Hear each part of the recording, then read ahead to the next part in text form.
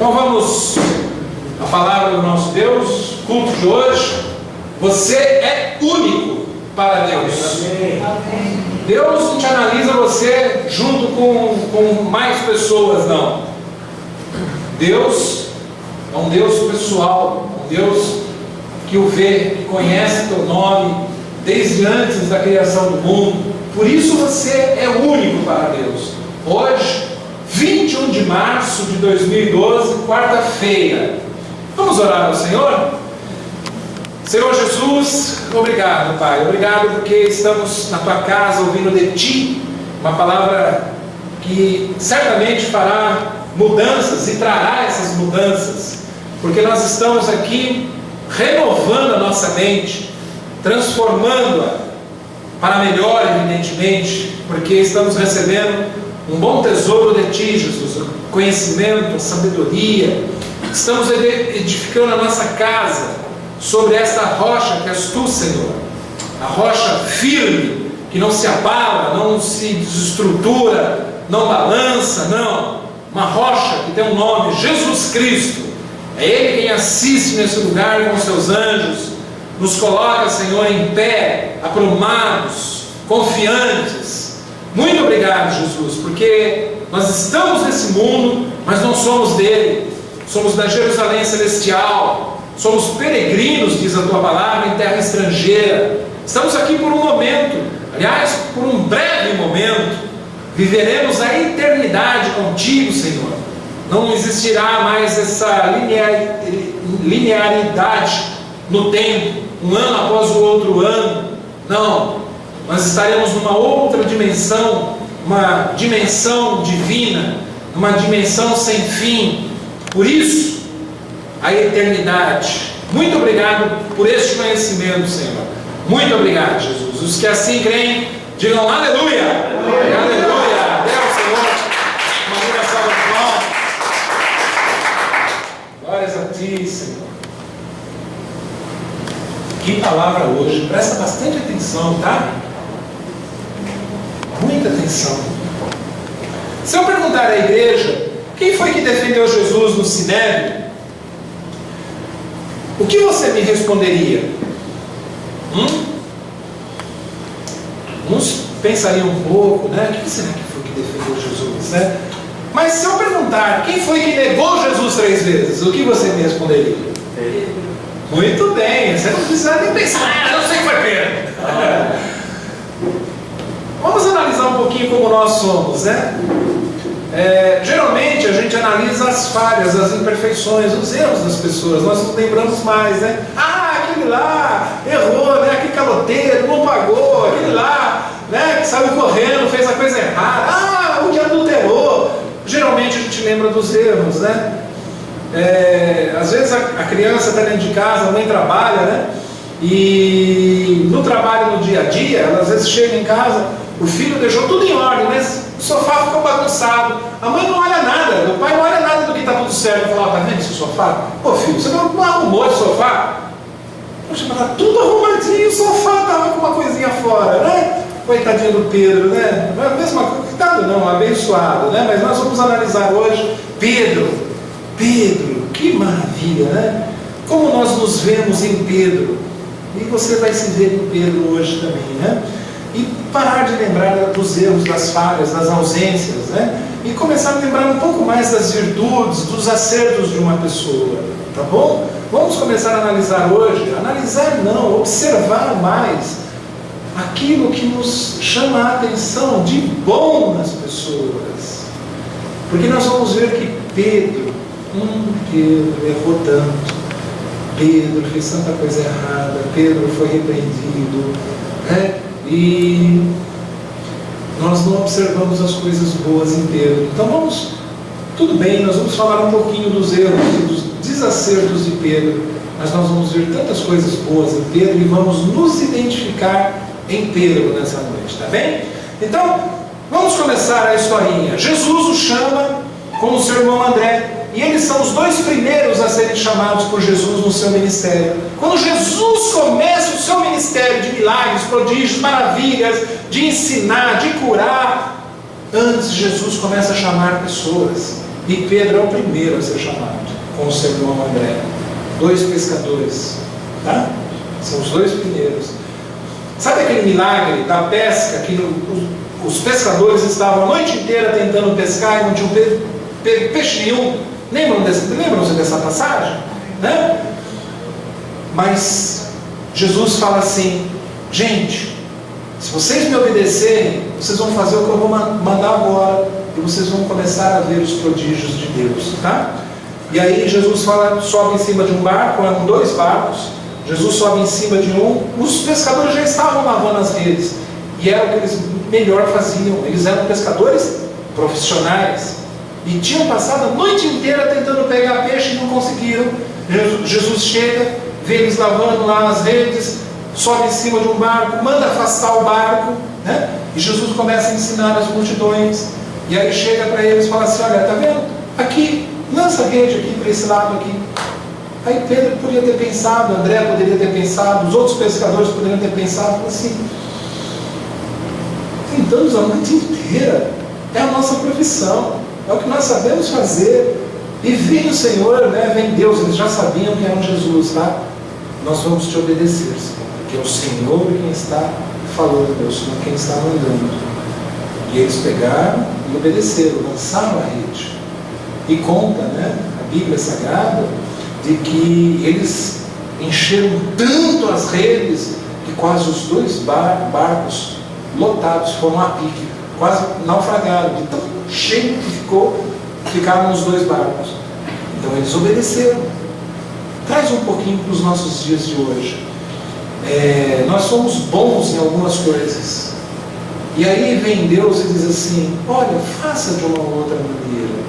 A gente fica pensando um pouco, mas eu sei como é que se faz. Deus está dizendo: não, faça como eu quero que você faça. E a gente vai ver isso também hoje durante a mensagem, né? Então eles ficaram surpresos pelos sinais do Mestre. Em Lucas 5,8 diz, né? Vendo isto, Simão Pedro prostrou-se aos pés de Jesus, dizendo: retira-te de mim, porque sou pecador. Depois que Pedro viu aqueles sinais, viu tudo aquilo, ele se prostrou, diz a palavra de Deus, né? Aos pés de Jesus, dizendo: retira-te de mim, né? Da minha presença, porque sou pecador. Ele ficou constrangido. Muitas vezes, amados, nós ficamos maravilhados com o que Deus pode fazer, que até nos envergonhamos de como somos, e não nos achamos merecedores da sua graça, não nos achamos merecedores do seu amor, do seu favor, a ponto de dizer: retira-te de mim, assim como Pedro fez, porque sou pecador. Deus não quer saber se você é pecador, Ele nos conhece até as entranhas. Se Ele está ali para realizar algo, não questione Deus. Se Deus estiver na sua presença, não apenas como Espírito Santo no seu interior, e te chamar para alguma coisa, não diga: retira-te de mim, Senhor. Nunca faça isso. Deus te conhece. Deus te recebe como você é. Por quê? Porque você é, como o título da mensagem diz, único para Deus. Há pessoas que têm a sua autoestima lá embaixo, né? Pessoas que não se acham capacitadas, não se acham capazes, não se acham suficientes para alguma coisa. Deus te trouxe essa noite aqui, você também, internauta, para ouvir isso, que Deus te conhece e te recebe como você é.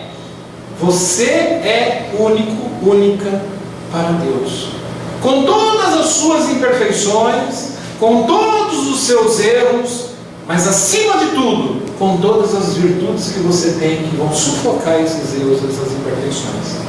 Às vezes a gente não fala direito, às vezes a gente não teve uma boa escola, não teve uma boa educação, um bom pai, uma boa mãe que cuidasse de nós, ou não tivemos nem pai nem mãe para cuidar. Às vezes podíamos ser órfãos, né, nessa vida. Mas Deus te conhece, Deus sabe quais são as suas limitações, e Deus sabia quais eram as limitações de André, de Pedro e dos outros pescadores ali presentes. Mesmo assim eles ouviram e não receberam, e depois não se acharam, né? Pedro aqui não se achou merecedor. Amados, Pedro não desgrudou de Jesus durante todo o seu ministério. Pensa bem, Pedro foi o primeiro junto com seu irmão a ser buscado por Jesus. Pedro, durante todo o ministério, os 3 anos de prodígios, maravilhas e sinais de Jesus Cristo, Pedro estava junto com Jesus Cristo. Ele não desgrudou, estava. Jesus estava fazendo, ele estava junto. Jesus estava ensinando, Jesus estava lá. Pedro estava lá. Amém? Pedro era um sanguíneo. Quem é que é sanguíneo? Diga amém. Amém. Pedro era sanguíneo. O que muitos não tinham ousadia ou coragem para fazer, Pedro fazia. Por quê? Pedro já ia à frente.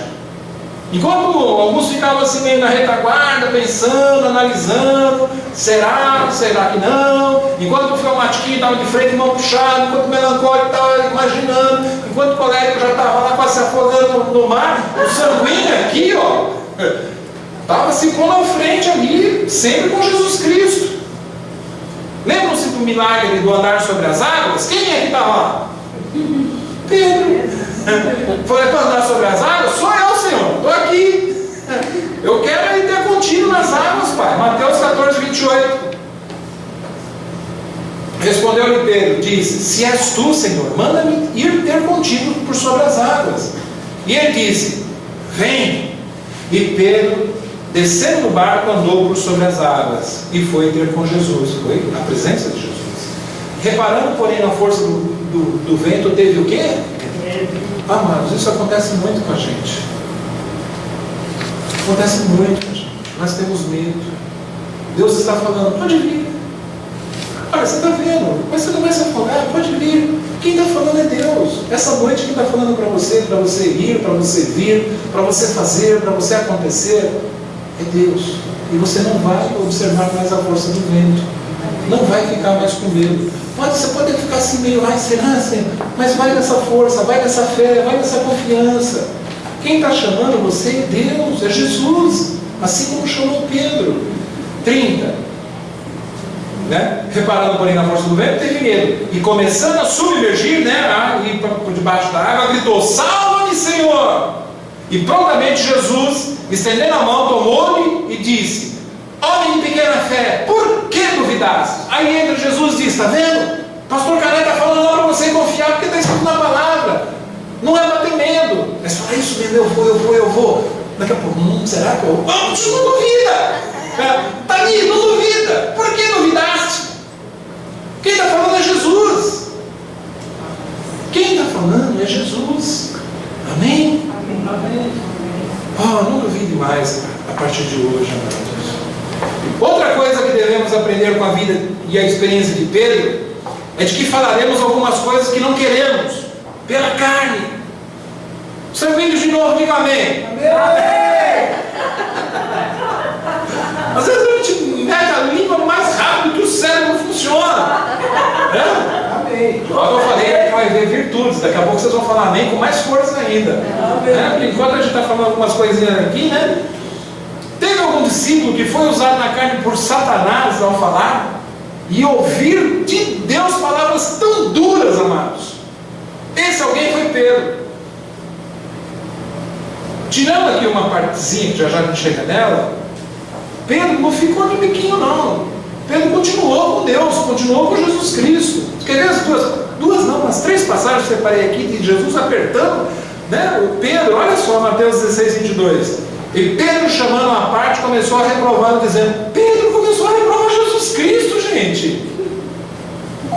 Pedro começou a reprovar Jesus. Ainda chamou no cantinho e começou a reprovar Jesus. Ele falou assim: tem compaixão de ti, Senhor. Isso de modo algum te acontecerá.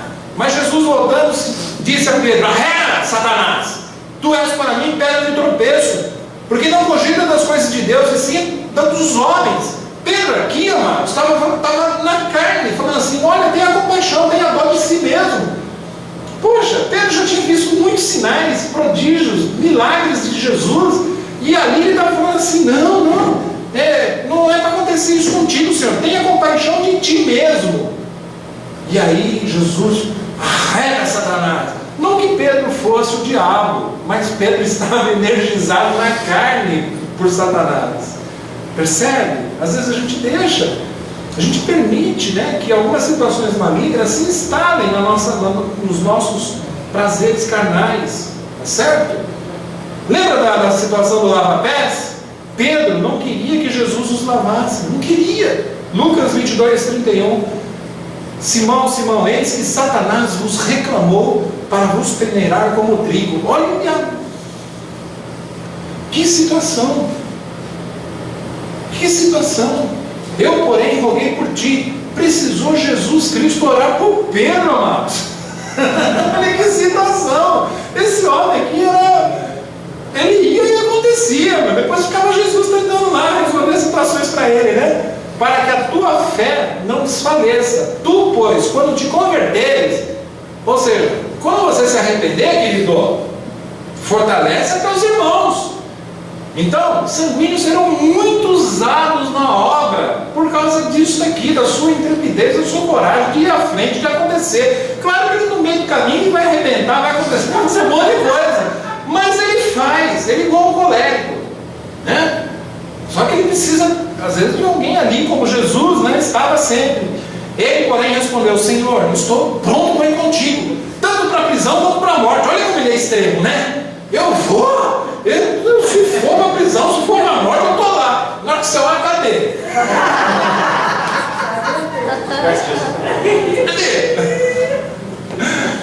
Mas Jesus lhe disse: afirmo-te, Pedro, que hoje 3 vezes negarás que me conheces,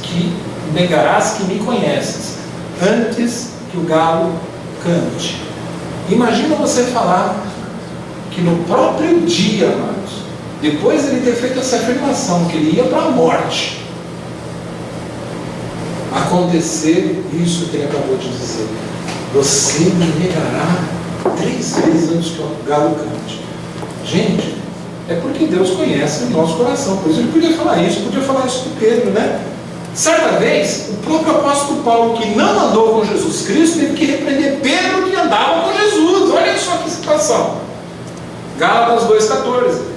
Quando, porém, vi que não procediam corretamente segundo a verdade do Evangelho, disse a Cefas é Pedro, tá? Na presença de todos: se sendo tu judeu vives como gentio e não como judeu, por que obrigas os gentios a viverem como judeus? Pedro, por que você faz isso? Por que se te interessa você faz, se não te interessa não faz? Além de ele levar os puxões de Jesus, estava aqui levando puxões de orelha do apóstolo Paulo. E olha que o apóstolo Paulo não andou com Jesus Cristo, não. Ele teve só a revelação, né? Teve a revelação de Jesus Cristo no terceiro céu, mas não andou com Jesus. Pedro andou o tempo todo. 4 não foi, 4, né? Então, depois que Cristo foi crucificado, Pedro fez a sua defesa no Sinédrio. Somente depois de mudanças profundas, Pedro pôde falar em nome de Cristo. Agora você imagina, olha aqui que agora os sanguíneos vão dizer mais nada comigo, com mais força. Todos poderiam ter defendido Jesus, amados, mas coube o privilégio a Pedro, que andou o tempo todo. Aqui eu vou ler Atos agora, tá? Atos. Depois que Cristo morreu, foi crucificado, morreu, ressurgiu, ressuscitou, tá certo? Pedro faz uma defesa, faz um testemunho lindíssimo de Jesus Cristo, com autoridade, com amor, com coragem, com ousadia. E todo mundo fica assim, ó, Pedro, ouvindo Pedro o tempo todo, porque aí Pedro já passou na escola, né? 3 anos com Jesus ali, ó, tomando no lombo, né? Aprendendo ali na prática o que é realmente viver com Jesus, andar com Jesus, receber os ensinos de Jesus, né? Então, é um grande privilégio, amados, do início ao fim que eu digo desse ministério maravilhoso de Jesus Cristo na terra durante 3 anos, um homem ter sido levantado com todas as suas imperfeições, com toda a sua sanguinidade, se eu assim posso dizer, né? E ser depois coroado de uma maneira tão nobre, tão valorosa, a ponto de ser usado por Jesus Cristo. A Igreja Romana fala que ele foi o primeiro Papa, nem para Roma ele foi, tá? Começar por aí, né? Mas vamos voltar para cá. Tá certo? Atos 2,38. Respondeu-lhes Pedro. Então Pedro está na presença agora, amados, no Sinédrio, com quase 3.000 pessoas pregando. Olha que situação que Pedro se encontrava, e sem medo, sem ser pequeno na fé, como Jesus havia dito lá atrás, né? Sem ter assim nenhuma reserva. Pedro está agora testemunhando Jesus Cristo com quase 3.000 pessoas ouvindo ele. Respondeu-lhes Pedro: arrependei-vos e cada um de vós seja batizado em nome de Jesus Cristo para a remissão dos vossos pecados, e recebereis, depois do arrependimento e do batismo, recebereis o dom do Espírito Santo, que é o que acontece conosco. Nós nos arrependemos de tudo aquilo que nós éramos, né? Como eu vou dizer agora, pré-Pedro, com todas as suas imperfeições, com todos os seus erros, com todas as suas falhas. Pedro não abandonou Jesus, apesar de ele ter negado Jesus 3 vezes, imediatamente ele se arrependeu. Quem lembra da passagem? Na hora que o galo cantou, ele chorou amargosamente, amados. Na hora que o galo vai, ai, bem que o Senhor me disse hoje, no mesmo dia. Você vê como é a nossa carne, né? Não, pode, eu vou para a morte, eu me sacrifico, o que precisar. E recebereis o dom do Espírito Santo. Pedro falando isso, amados, para quase 3.000 pessoas próximas.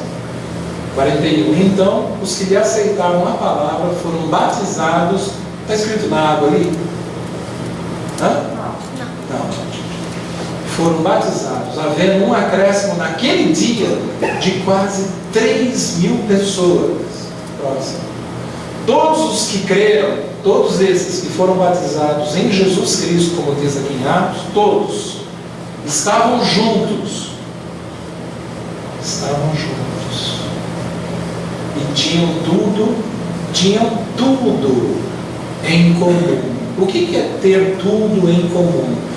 Professam da mesma fé, creem da mesma maneira, confiam no mesmo Deus, sofrem as mesmas tribulações, lutas, provações, tudo isso é comum. O amor do Senhor. Amém, igreja? Amém. Próximo. E aqui eu chego onde eu queria chegar com a mensagem.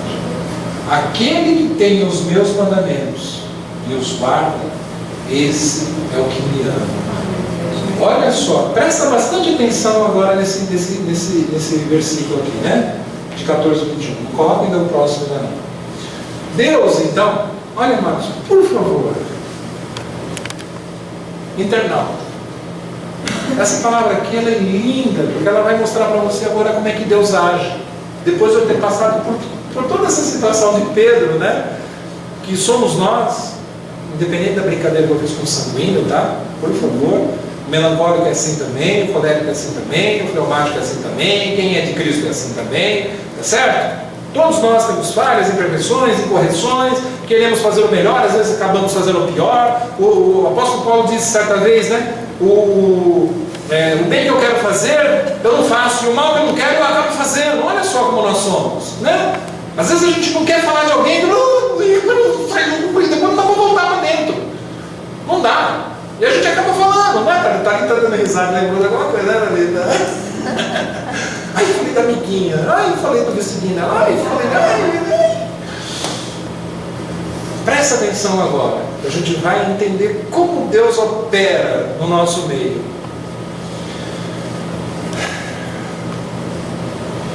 Deus apenas se manifesta, apenas aparece, apenas ele é demonstrado, apenas ele é vivido. É tudo isso, tá? Quem aqui está esperando da ação de Deus na sua vida? Quem? Todos nós, né? Em todas as áreas, em todo o tempo, a todo momento, não é verdade? Então você vai aprender como é que Deus agora vai se manifestar na sua vida a partir de agora. Internauta, preste atenção. Deus apenas se manifesta para quem é obediente e o ama. Lembra que eu falei no início do culto? Deus apenas se manifesta, se demonstra, opera na sua vida se você for obediente e se você o amar. E está nesse versículo de João 14:21. Passa o próximo. E aquele que me ama será amado por meu Pai, e eu também o amarei e me manifestarei a ele. Olha, aleluia. Volta no começo agora, por favor. Aquele que tem os meus mandamentos e os guarda. Os guarda significa, não é colocar numa gaveta, não. Os guarda significa porque pratica, porque vive. O quê? O que Deus manda, o que Deus ordena, o que Deus determina, o que Deus decreta, o que Deus fala para fazer. Quem vive a palavra de Deus. Então aquele que tem meus mandamentos e os guarda, esse é o que me ama. Ó, amor e obediência. Agora o próximo. E aquele que me ama, olha lá, da parte primeira do versículo, será amado por meu Pai, e eu também o amarei e me manifestarei a ele, aparecerei para ele, quem é obediente e quem ama. Pronto. Você está esperando Jesus agir na sua vida?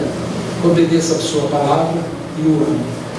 E o amando, nós estaremos nos amando, porque aqui está dito isso no versículo, nós amaremos também o nosso próximo. Ai, igreja, como é fácil. Por que a gente complica tanto? Porque a gente quer pegar atalhos. Atalho é do diabo.